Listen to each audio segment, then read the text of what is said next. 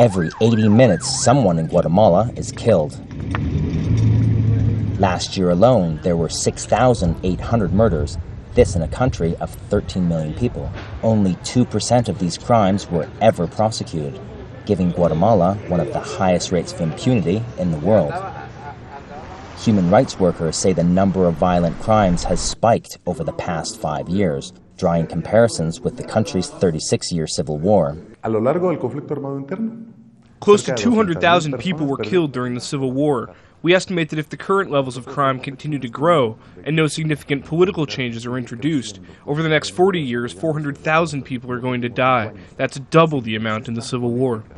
Many people here say Guatemala's infamous gangs, as well as organized criminal networks formed by the country's ex-military, are to blame. But it's the weak justice system that allows the murders to go unpunished.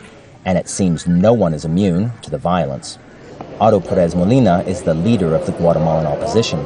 In 2001, his daughter was shot in the chest, the bullet narrowly missing her heart. He says the case was never properly investigated and stands as an example of what Guatemalans are forced to live with.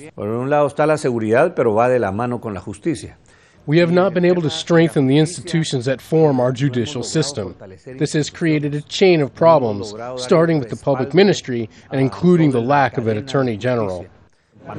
On June 4th, Carlos Castrezana, the head of the United Nations Commission Against Corruption and Impunity in Guatemala, resigned.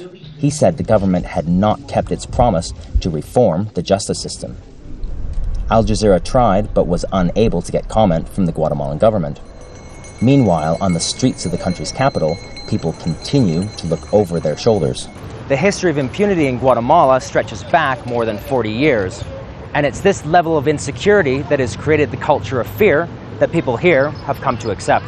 Spurred by the public's fear and the government's inability to stop them, street gangs and organized criminal groups appear to be ratcheting up the level of violence. On June 4th, a severed head was dropped on the steps of Congress. The following day, a public bus was firebombed while 30 passengers were on board. Powerful messages meant to communicate the fact that here in Guatemala, no one is safe. David Mercer, Al Jazeera, Guatemala City, Guatemala.